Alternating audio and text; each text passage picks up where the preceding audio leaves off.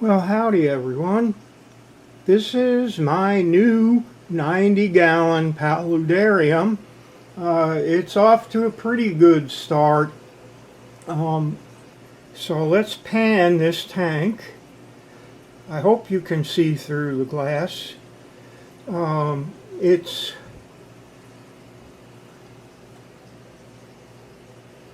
90 gallons, it's 4 feet, and there's about 6 inches of water in here.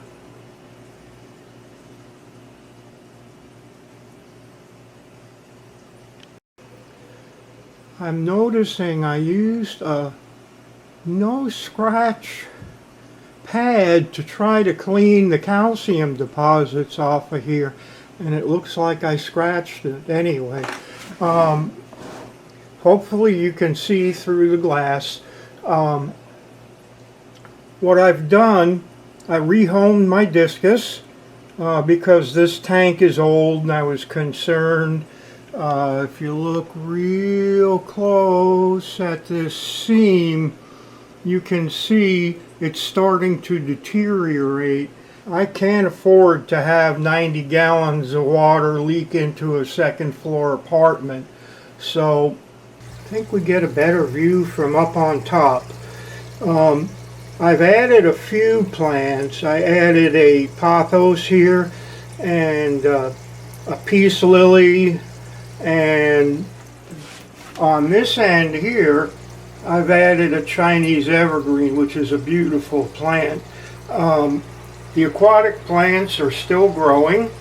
You can see we have some Anubias in here, and there's a Java fern. The Anubias, all these plants that are in here, particularly the Anubias, it grows on stream banks. So sometimes it's submerged, sometimes it's above water. Have this sword plant.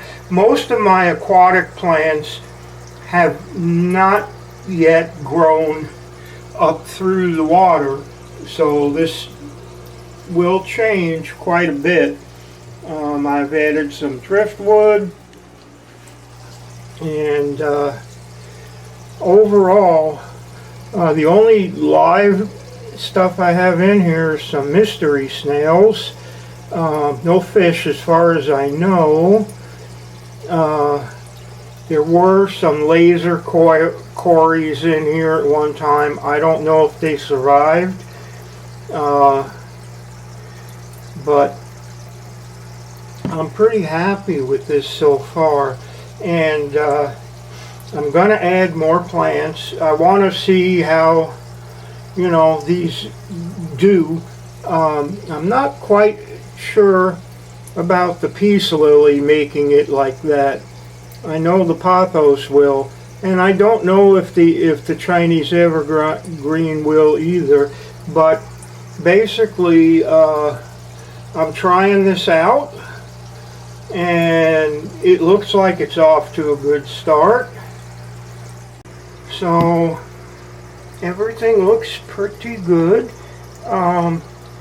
There's like I said, there's some swords in here, there's some Anubias in here, there are a few crypts, and almost all the plants that are in the aquarium can grow immersed, which means above water.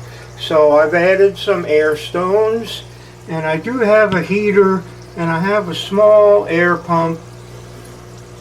I have a small water pump in here to circulate the water, and this is pretty much it. Most people don't even know what a paludarium is, but it's a half water, half land terrarium, basically, and it's, for me, it's a good thing. I really hated getting rid of my discus, but I really felt like I had to drain this tank down, and so they're in a good home, and this is going to be a new project, so it's a kind of a plus that way. It's the end of one chapter and the beginning of another.